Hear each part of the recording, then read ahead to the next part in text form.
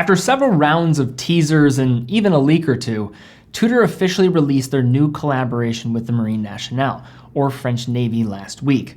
The updated Pelagos FXD, supposedly designed with input from French commandos, wasn't exactly what anyone was expecting, but it still offers a lot of interesting changes. And in this video, we'll dive into the model in more detail, and also share some of my final thoughts when looking at this particular variant. Let's jump into it.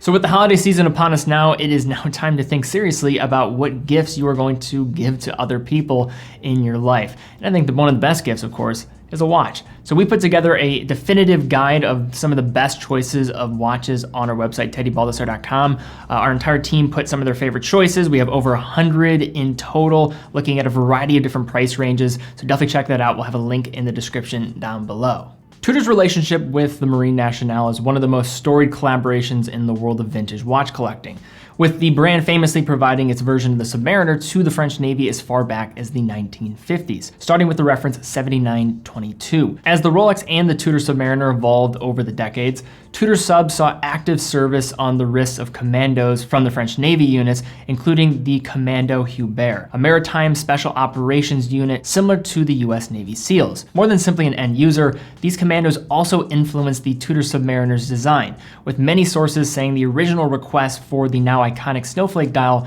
and hands stem from the French military divers seeking larger indices for improved underwater visibility. Ultimately issued into the early 1980s, MN Tudor Submariners are in most respects identical to the civilian variants, other than prominent engraved military markings, including the year of issue on the screw-down caseback. Given the austere and underwater environments in which these watches were often used, Tudor subs with well-documented MN provenance are extremely rare and often in rough shape. However, the intriguing military commando connection and underwater service history have made these watches some of the most coveted military watches among collectors, and certainly some of the most desirable vintage Tudors, all elements that ultimately lead to the new Pelagos FXD variant we're going to be taking a look at here today. Originally released back in 2012 with an ETA caliber alongside the new iconic 41mm Heritage Black Bay, the Pelagos was last substantially updated in 2015, adding an in-house caliber, the MT5612, as well as the striking new blue dial variant. But since then, the Pelagos, despite in my opinion being one of the best modern luxury dive watches for the price, has been a bit neglected compared to some other Tudor model families out there. When teasers appeared earlier this year advertising the revival of Tudor's relationship with the MN, most enthusiasts quietly hoped for an update to the Pelagos. A series of leaks, including a supposedly accidental Instagram story from Tudor ambassador David Beckham, only seemed to confirm a lot of the rumors. But few could have accurately imagined or predicted the watch Tudor ultimately released last week, the new Pelagos FXD. Now, I haven't heard anybody audibly say the name of this reference, but I'm going to refer to it as the FXD, as that's going to be, of course, what that FXD is going to be referencing with the FXD lugs here. Let's begin our conversation with the case of this new Pelagos, as it is going to have some changes compared to the standard model. We have a case with the same titanium construction and a 42mm diameter when measuring from the prominently notched bezel that does extend beyond the case for improved engagement. Contrasting with the standard model though, it is a reduced 12.6mm case thickness, over 1.5mm thinner than the average, and is 51.4mm with the lug-to-lug distance. While slightly longer than the 50mm metric offered by the conventional case, the longer lug-to-lug here is not felt in wear, which we can speak about later, and is a result of the namesake feature of this new Pelagos, the fixed lug design specifically requested by the Marine Nationale. Since the Tudor Submariner days, French Navy commandos have typically worn their watches on either pull-through nylon straps or the elastic straps known as the MN straps, originally fabricated from a surplus parachute webbing. The integrated one-piece case and fixed lug design takes the security argument one step further, eliminating the use of traditional spring bars altogether, while also obviating the use of anything other than a pull-through strap, with this fix coming with two different interesting strap options. The majority of Tudor's marketing materials show the Fxd on its nylon strap, made for Tudor by Julian IV, a textile producer that has supplied the MN for decades. It features its own prominent signed titanium D buckle, through which the strap tail is fed before being secured near the watch with what Tudor calls a self-gripping fastening system. In other words, Velcro. This nylon is comfortable and wraps the wrist nicely while also offering a contrasting stripe as a nod to the original MN parachute webbing straps. The only note is that on a smaller wrist, the tail does stick out to some degree, though I guess that's the price of having enough length to work over a thick diving suit. Adding versatility, a thin pass-through rubber strap is also included, offering an almost rubberized nylon type of feel, as well as its own signed titanium buckle, which of the two is actually my preference. I love how thin this rubber strap is. An important note is that the pull-through nature of either does add to the watch's height when worn, making the advertised 12.75 millimeter case thickness a bit misleading in practice, with the thickness on a nylon strap coming in around 13.4 millimeters altogether. However, the pass-through straps work in favor of making the watch appear smaller in its lug-to-lug distance, since the fixed lug bars are hidden by the passing strap, making it in practice not wear any broader than the standard model. All considered, the wearing experience is rather true to 42 millimeters in diameter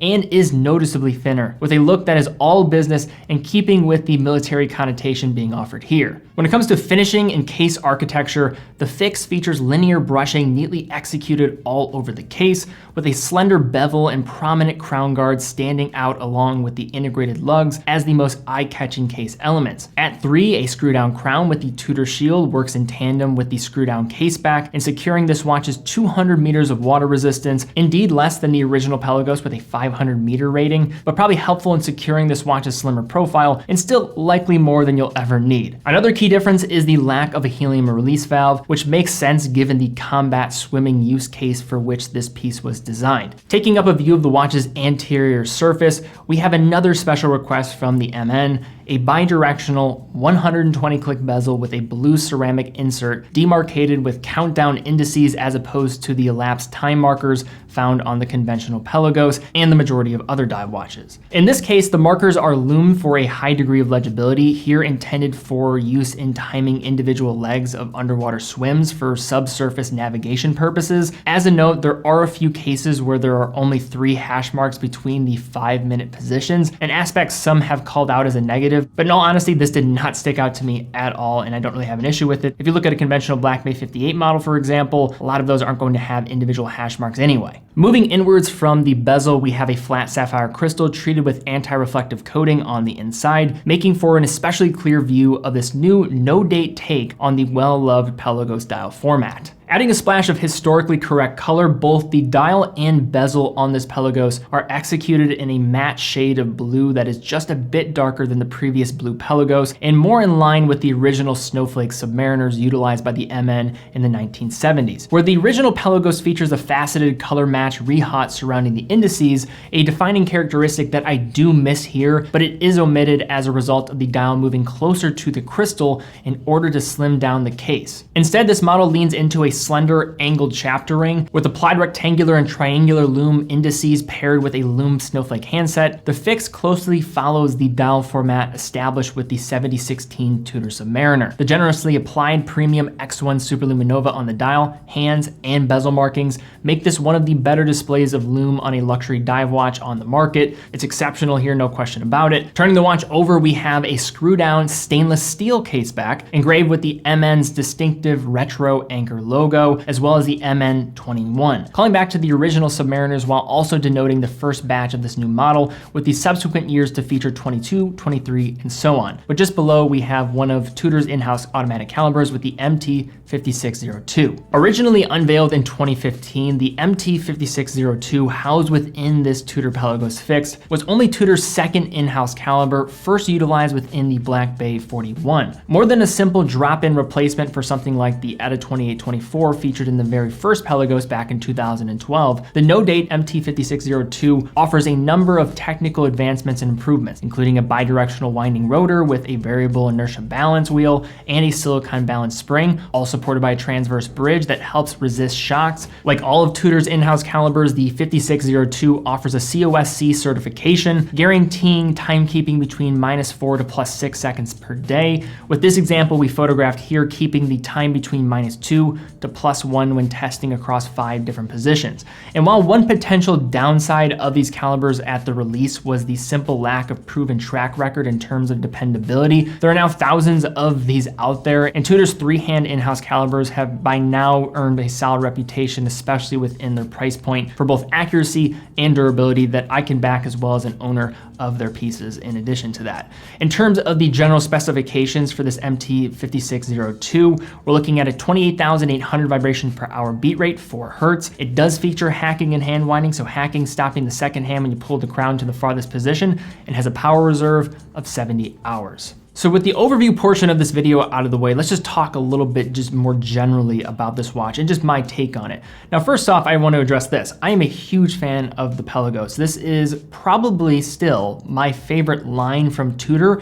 Unfortunately, I don't think the Pelagos that's for me exists yet. And that's something I look forward to down the road because I think it's the perfect embodiment of what I would say classic Tudor is all about, kind of these tool watches developed for real military use. And I think that's a part of their history that's unique to them. And when you're talking about differentiating from Rolex, I think from a modern perspective, they still make watches that appeal to that degree. And if I had to think of the modern type of approach that does that, it is the Pelagos. So I think Tudor thought about the right watch to pair this collaboration with. So that is absolutely a no-brainer and a great job in that process. But the truth is, this is not the end-all be-all Tudor Pelagos by any means. There's a lot of things about this that are going to be niche, both the collaboration with the Marine Nationale, as well as just the overall case. Now, just speaking a bit more about the case, I was a bit concerned when I saw the longer lug-to-lug distance, and props to Tudor for actually putting the lug-to-lug on their site. They're one of the first brands I actually saw that were actively doing this from a mainstream perspective, so kudos there. But the good news is this Pelagos is going to wear relatively the same as the conventional traditional Pelagos that's been on the market for years, at least from that lug-to-lug dimension, given that the fixed bars are going to be covered up by the pull-through straps that are going to be put on this watch. Of course, if you take off the strap, it is going to optically appear larger, but in actually putting it on the wrist, I was not able to notice the difference between this as well as some other Pelagos models that I've tried on in the past. And when it comes to thickness, although the rehaut was moved away from, which I think is a defining characteristic of this line, this is a noticeably thinner watch on the wrist. No question about it, and I think is a step forward for the Pelagos, even with the drop in water resistance from 500 meters to 200 meters.